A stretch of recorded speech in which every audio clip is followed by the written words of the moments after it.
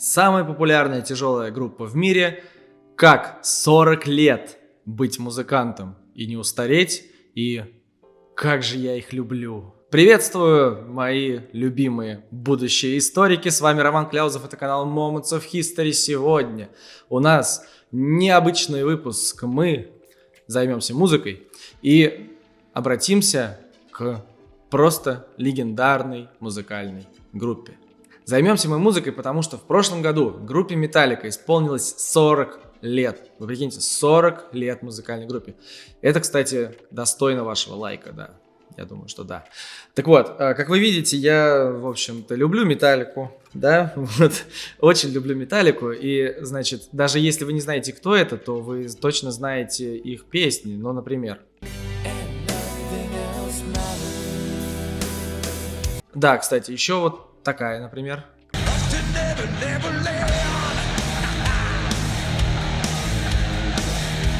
Этот коллектив — это просто феномен. Вы поймете почему, когда мы с вами до конца дойдем.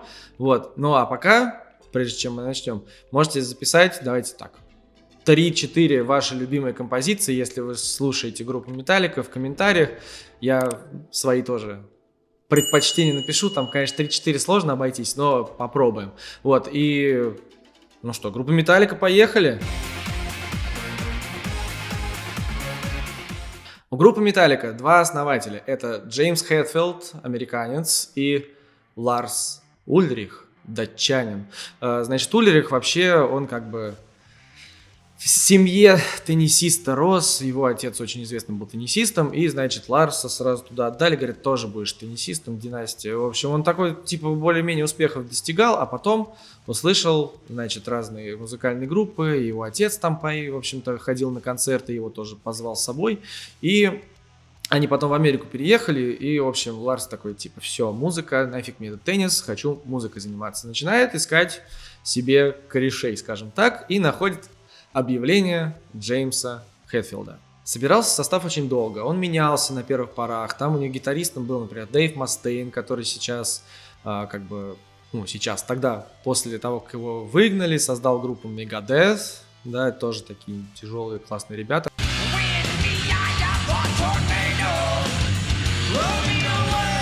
Бас-гитариста очень долго искали, в общем, разные варианты были. В итоге остановились на Клиффе Бертоне.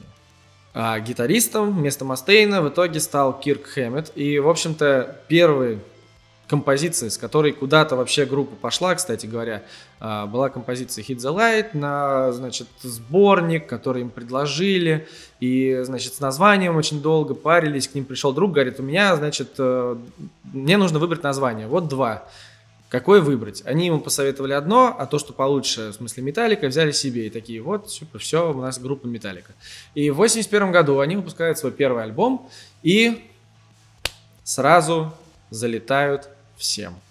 Компания вообще подобралась очень разнообразная. Там вообще, чтобы как бы Клиффа затащить себе в группу, всем остальным пришлось в Сан-Франциско переехать, чтобы вы понимали. Детство почти у всех вообще черти какое было, значит, да, у Ларса отец теннисист, хотел, чтобы он занимался теннисом. Значит, у Джеймса Хэтфилда семья, состоявшая в секте, которая была против научных достижений.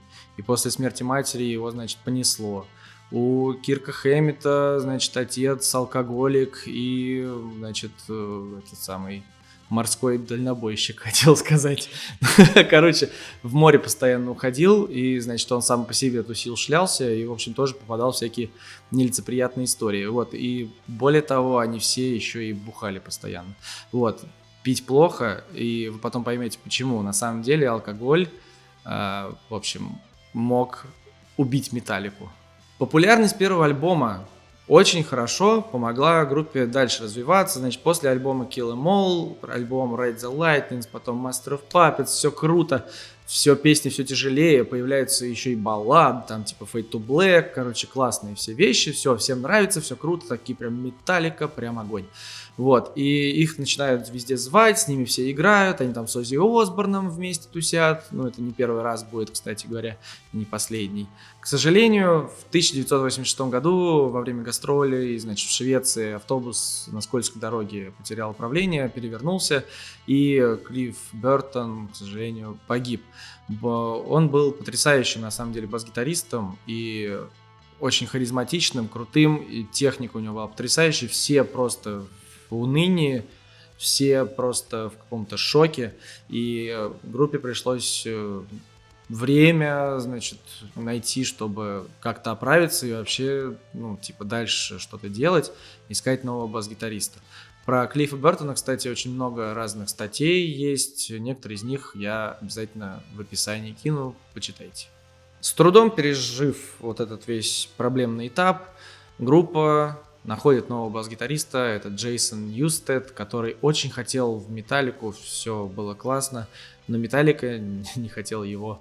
Значит, Металлика решила, что, ну, окей, да, бас-гитарист, но это как бы до Клиффа далеко, и вообще мы будем сочинять для себя. И следующий альбом, And Justice for All, будет прекрасным, но на нем не будет слышно бас-гитары вообще. Ну, то есть он как бы есть, но как бы нет.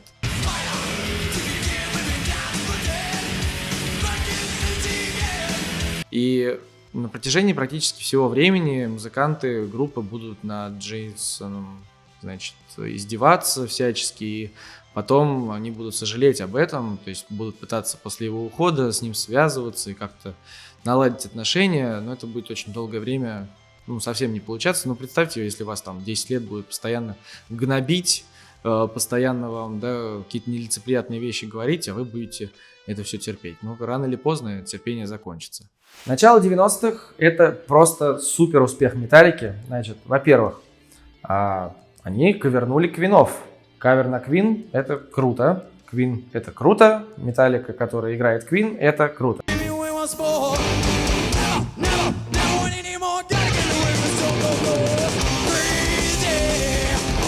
Дальше, значит, это Москва.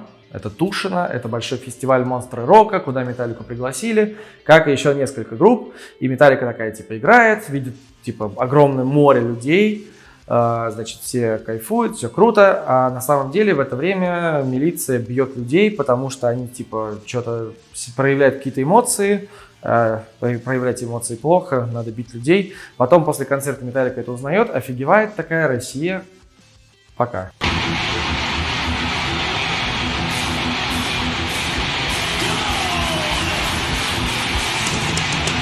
Вот, но самое главное, это, конечно, новый альбом, который у Металлики появился. Это черный альбом, ну, потому что, типа, черная обложка и там змеечка такая небольшая.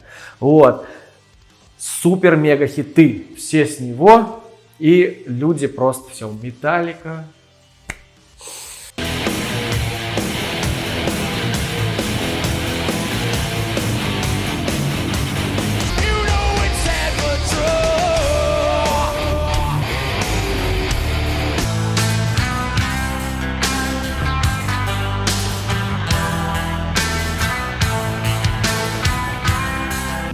Forever trusting who we are, yet nothing else matters. Anywhere I roam, where I lay my head is low, yeah. Между прочим, совсем недавно, в 30 лет черному альбому было, и, значит, огромное количество звезд, там Билли Айлиш, и там много-много-много-много современных, много песен перекаверили, перепели. Вот, и, типа, отдали дань уважения Металлике и вот этому великому альбому.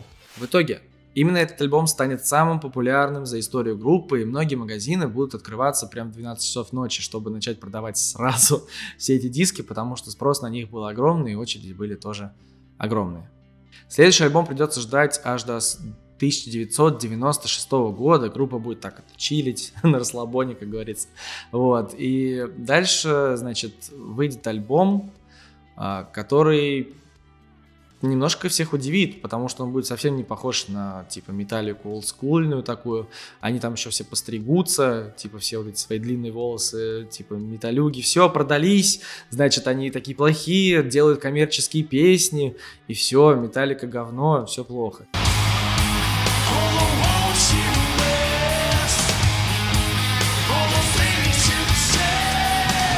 Они, значит, выпустили альбом «Лот», потом они через некоторое время выпустят его вторую часть, которая будет называться «Релот», типа, и все такие, что происходит? Где Металлика? Кроме нового альбома, Металлика в 97 году еще выпустит, значит, концертный диск с симфоническим оркестром, который Металлика выпустил еще раз, ну там не диск уже, а просто, да, выпустила, в общем-то. В 2019 году они сыграли второй такой концерт, и на пандемии уже в 2020 они выпустили. Там с немного другими песнями, более новыми, естественно, потому что с 97 года много времени прошло. В общем, типа показав, что рок-музыка, да, металл может звучать прекрасно, еще и с симфоническим оркестром.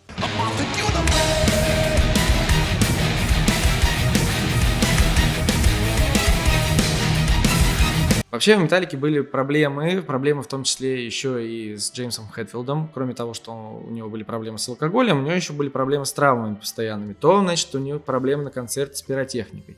То, значит, он себе на скейте катался, руку сломал. То он, значит, на лыжах катался, спину себе там повредил. Короче, парень просто отжигал по полной. И это очень серьезно периодически тормозило и концертную деятельность, и вообще какую-либо, в принципе, деятельность. Начало 21 века у Металлики связано с проблемами. Во-первых, это Napster. Значит, раньше были популярны, надеюсь, помните, значит, всякие там файлообменники, всякие сайты, где можно было пиратить, в общем, все подряд.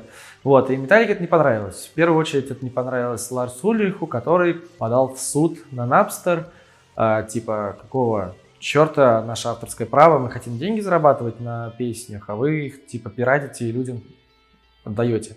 В общем, короче, Металлика, да, добилась закрытия сайта, фанаты офигели. Вот. При этом Ларс сказал, что это типа, если вам не нравится, вы не наши фанаты, на самом деле, типа, идите, типа, нафиг отсюда. Вот. Ну, условный перевод, да, назовем это так. Дальше. Уходит Джейсон Ньюстед. Почему? Потому что офигел, задолбался и устал. Конфликты, постоянные ссоры. Бухой Джеймс Хэтфилд, значит, свои проекты, которые тоже хочется развивать. Металлика, типа, не очень за. И все, ушел, да. Новый бас-гитарист, который появится, будет до этого играть в группе Black Sabbath. Привет, Оззи Осборн снова, в общем-то. И, короче, это будет стопроцентное попадание. Несмотря на то, что он придет в ситуации, когда все просто в диком стрессе, Роберт Трухильо, как хотите, офигенно впишется в Металлику и до сих пор, в общем, все просто кайфуют. Состав сложился потрясающе. Вот. Джеймс Хэтфилд, после того, как он в Сибири побывал, водку попил, значит, поохотился, ложится в клинику лечиться от зависимости, в общем, понял, что он алкоголик. В общем, все, группа практически все, ну, типа, все уже думают, все, Металлика закончилась.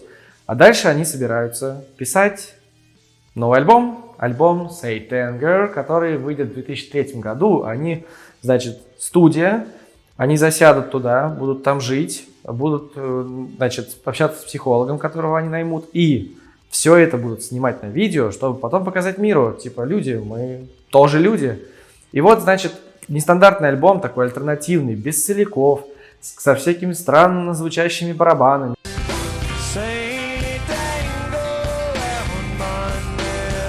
Фанаты такие, что это такое? Металлика такая, да, типа норм.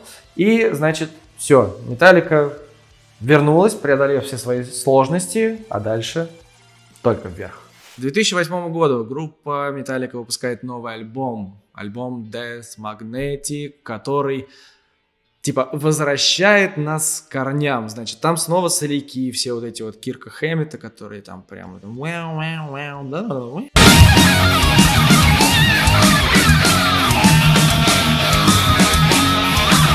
вот это все, значит, да, больше большие песни, длинные композиции, да, с интересными, там, в общем-то, рифами такими скоростными, в том числе. В общем, Death Magnetic прям все топ. Всем понравилось.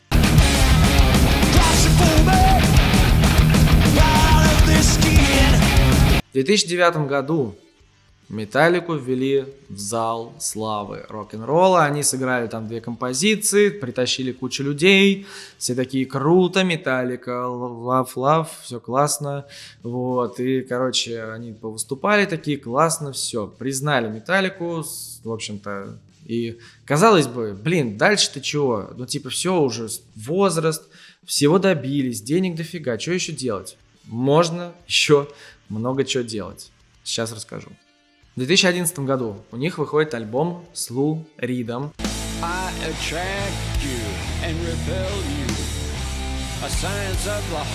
который, значит, будет такой, типа, спецальбом, секретный альбом, значит, Металлики, да, значит, это коллаборация такая, которая, ну, типа, ну, была и была, да, не то, что кому-то, наверное, зашла, кому-то не зашла, но, в общем, не суть. Казалось бы, ладно, окей, сделали фит, скажем так. Что дальше? 2013 год, Freeze Them All, ну, freeze в смысле холодно, морозик, вот, они, значит, выступили в Антарктике, став второй группой, которая там выступила, и, в общем, они в итоге выступили на всех континентах, значит, у них был такое, типа, ну, помещение, в котором они, значит, играли, музыка шла напрямую слушателям в наушники, и потом, значит, транслировали все. Ну, прикиньте, типа, группа играет вот в таком холоде. Блин, это офигенно круто.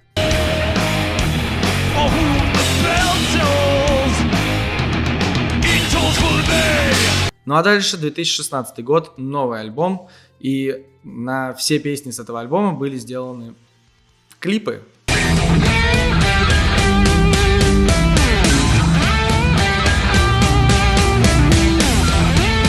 Да, некоторые странные, но на все.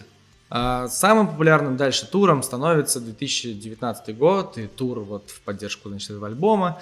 В 2019 году они, гастролируя по миру, начинают играть в тех странах, в которые они приезжают, какие-то песни тех групп, которые в этой стране, в общем-то, появились. То есть, например, да, там Рамштайн в Германии, а у нас это была группа Кино.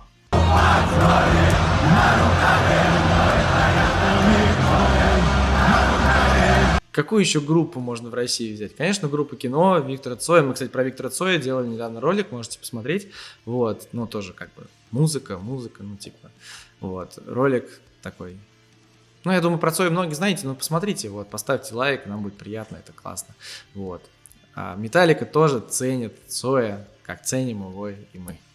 Дальше, 2020 пандемия, как бы группа ушла в подполье, скажем так, там пошли слухи, что Металлика готовит новый альбом, и вот пока пандемия, но как только в Америке чуть подопустила, Металлика снова погнала в тур. Вот, и в принципе, кроме выпуска вот этого альбома с симфоническим оркестром, дальше песни, туры, и Металлика, значит, играет, радует нас, и вот это 40-летие, выпуск, значит, альбома с разными вариантами песен Металлики, это все, конечно, очень круто, и всем бы быть такими стариками. Группа Металлика — единственная группа, тяжелая группа в мире, наверное, которую знают практически все. Группа, которая еще вот в таком возрасте, да, и продолжает существовать, продолжает развиваться. И это коллектив людей, который смог преодолеть свои трудности, сложности, проблемы и как бы психологические и вообще разные проблемы, и продолжает радовать нас. Я их очень люблю, ценю, слушаю. И я думаю, что это очень хорошо, когда есть такие музыкальные исполнители. Ну а что еще хорошо? Еще хорошо, когда есть канал, где можно послушать про таких прекрасных людей, узнать что-то больше для себя. Поэтому подписывайтесь на наш замечательный канал, на социальные сети, ставьте лайки этому видео. Не забудьте написать, какие песни Металлики вам больше всего нравятся. И учите историю. Всем пока.